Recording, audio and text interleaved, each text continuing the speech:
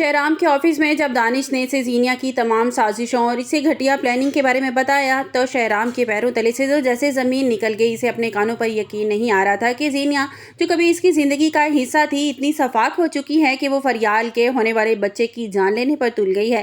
दानिश ने शहराम को सारी रिकॉर्डिंग सुनाई जो जीनिया ने खुफिया मोबाइल से हासिल की थी। शहराम गुस्से और दुख भरी मिली-जुली कैफियत में था। इसके हाथ कांप रहे थे और इसकी आंखों में इंतकाम की आग थी। वो एक लम्हा भी ज़ाया किए बिना ऑफिस से निकला और पागलों की तरह गाड़ी तेज़ भगाता हुआ घर पहुंचा। घर पहुंचते ही शहराम ने देखा कि रुखसाना फरियाल के जूस का गिलास पेश कर रही है।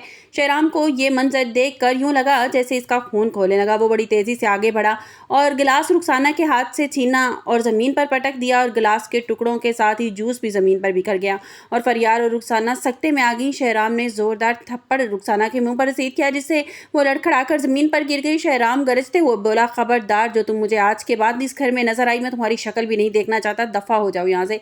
अगर तुम मुझे दोबारा नजर आई ना, मैं तुम्हें जिंदा नहीं छोड़ूंगा। तुम जीनिया की भेजी हुई जासूस हो। उसके कहने पर मेरे बीवी और मेरे बच्चे को मारने का प्लान बना रही थी।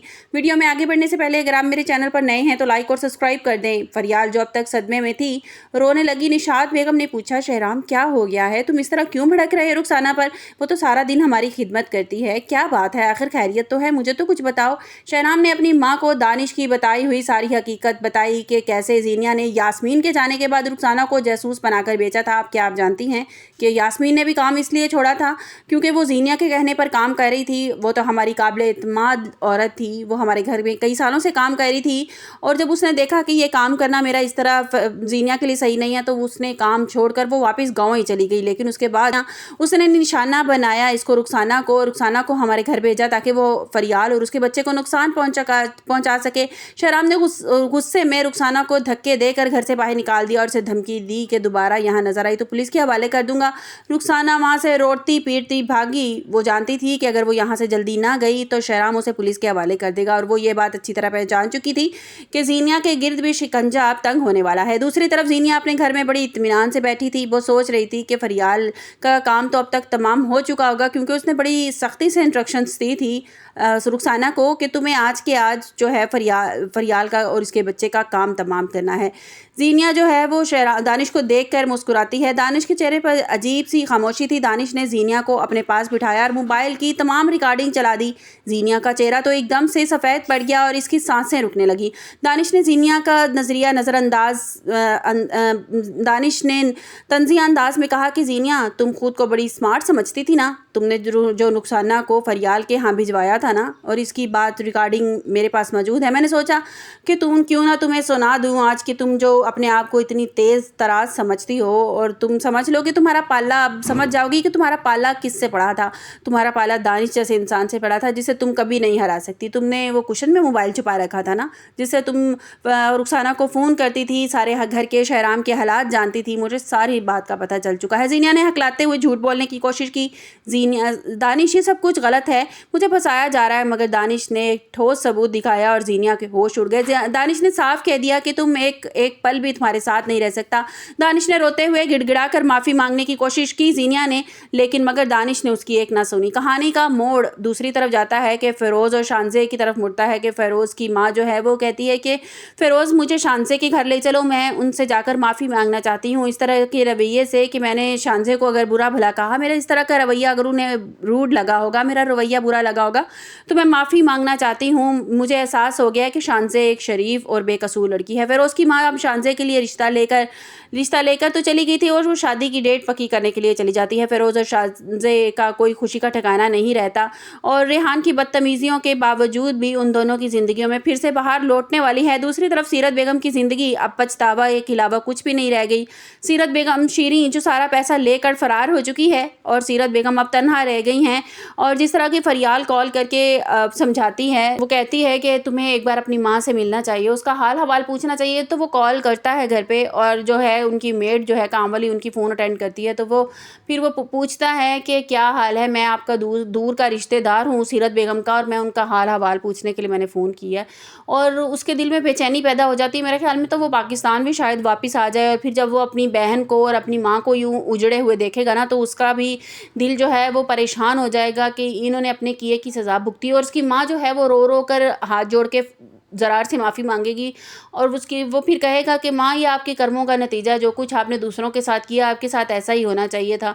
तो वो कहेगी कि मुझे माफ़ कर दो और दोबारा मेरी ज़िंदगी में लौट आओ। तो क्या ज़रार, आप लोगों को क्या लगता है कि ज़रार को दोबारा वापस आ जाना चाहिए अपनी माँ के पास उसकी बुरी हालत देखकर? मेरे ख़्याल में तो कुछ ना कुछ ऐसा जब हो जाएगा, उसे पता चलेगा कि शीरीं सारा पैसा लेकर उड़ चुकी है और वो प्लाज़े पे जो उस पे साइन भी उसने उसके काबिल-एतमाद आदमी ने साइन करवाए थे उससे, प्लाज़ा नया बन रहा है सारा, वो भी मेरे ख़्याल में तो दानिश का ही किया धरा होगा सारा। और दानिश ज़ीनिया को भी तलाक दे देगा और उसके बाद वो सारा पैसा लेकर उड़ जाएगा।